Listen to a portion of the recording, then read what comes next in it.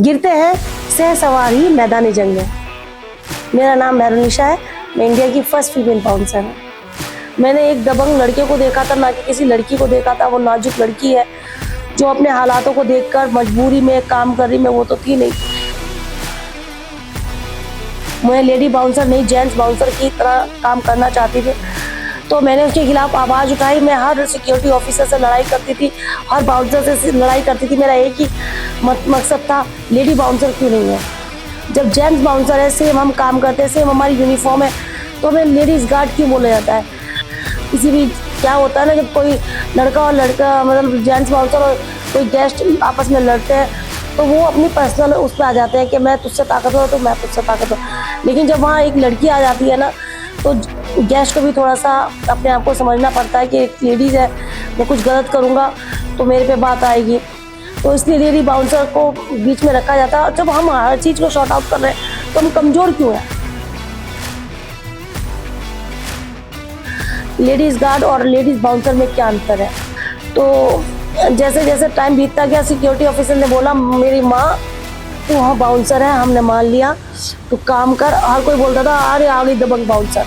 गलती सर, मैं चेयर पर बैठने के लिए नहीं आई, मैं काम करने के लिए आई, क्योंकि आपने मुझे बाउंसर बोल दिया, यही मेरे लिए बहुत बड़ी।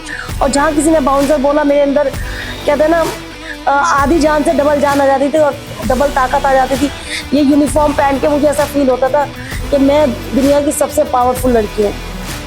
और वही होता था कि जब मैं ड्यूटी करने के लिए खड़ी होती थी तो मुझे कुछ काम नज़र नहीं आता, कुछ मतलब चीज़ नज़र नहीं आती थी, सिर्फ और सिर्फ अपना काम। और जब लड़कियों ने देखा कि निशा को इतना अच्छे से ट्रीट किया जा रहा है, जैसे जेंट्स बाउंसर को खाना खिलाते थे वैसे मेरे लिए बिरयानी या कुछ भी मैं ऑर्डर करती थी वो आता था। या मैं थोड़ा लेट हो गया, अरे मैम कोई बात नहीं, ड्यूटी पे आ गई ना, इतना बहुत है। और लड़कियों को चलो जाओ सिक्योरिटी गार्ड की तरह जॉब करो मैम। तो लड़कियों को लगा यार इसको तो कितनी इज्जत दी जा रही है। तो अब हर लड़की अपने आप को लेडी बाउंसर कहलाने लगी। जहाँ कोई सिक्योरिटी गार्ड बोलता अकड़ के खड़ी होती, हेलो सिक्योरिटी गार्ड कैसे बोला, लेडी बाउंसर हूँ ना। तो मुझे अच्छा लगता था यार, लड़कियों में मतलब वो चीज़ जागरूक हो रही है कि हम हमारे से ज़्यादा मजबूत, हमारे से ज़्यादा पावरफुल कोई मतलब पावरफुल है ही नहीं कोई।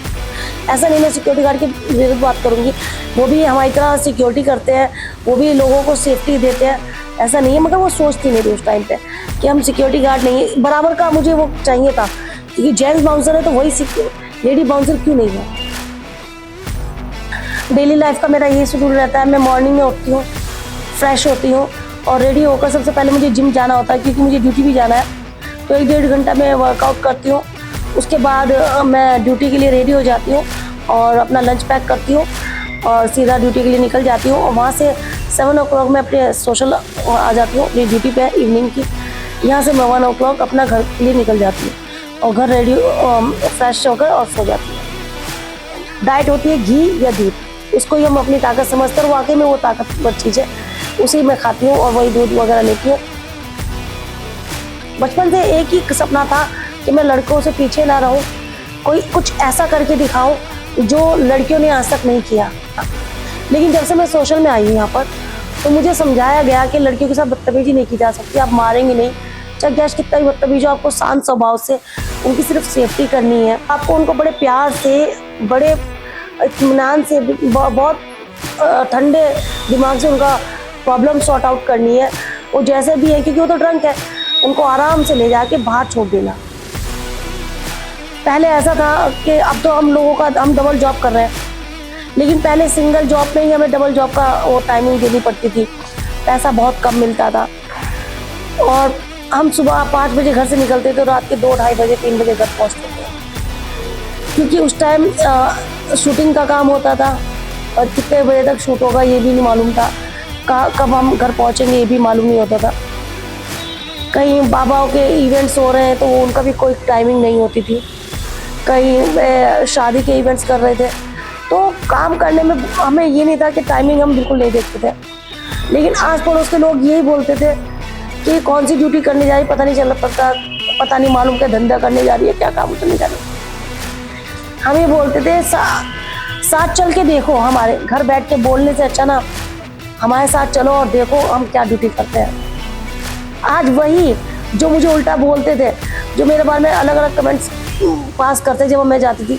ये बोलते हैं हम सिस्टर को देख के कि मेरे 4 बेटे होने से अच्छा तो मेहरुनिशा जैसी एक बेटी हो जाती जिसने पूरा घर थामा हुआ है। ईश्वर की कृपा रही जो मैं आज इतना आगे बढ़ी हूँ। काम कोई भी लड़का या लड़की का नहीं होता है। आप जब तक घर में बैठी रहेंगी, दूसरों पर डिपेंड रहेंगी, बिल्कुल गलत है। अपनी ताकत को पहचानिए, अपने आप को पहचानिए कि आप लड़कों से कम नहीं है।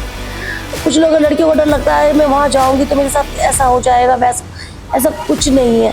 और जब तक आप नहीं निकलेंगी ना घर से, तब तक कोई आपका सपोर्ट नहीं करेगा।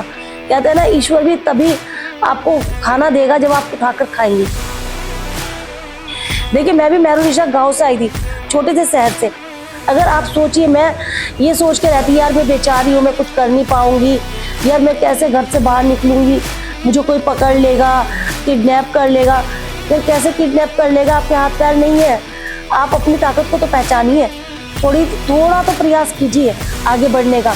देखिए, पूरा संसार आपका साथ देने के लिए खड़ा हो जाएगा।